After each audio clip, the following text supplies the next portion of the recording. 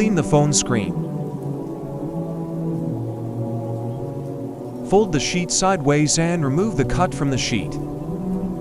Make sure all 3 layers are removed from the sheet. Place the cut over the phone. Check if the alignment is correct. If the alignment is incorrect, lift all the 3 layers and adjust the alignment.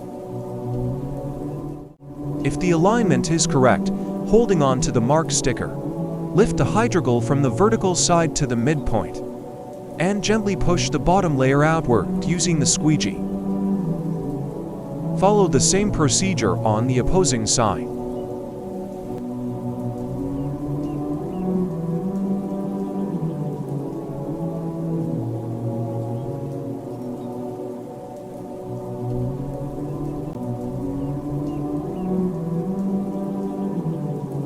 Remove the top layer, leaving the hydrogel on the phone.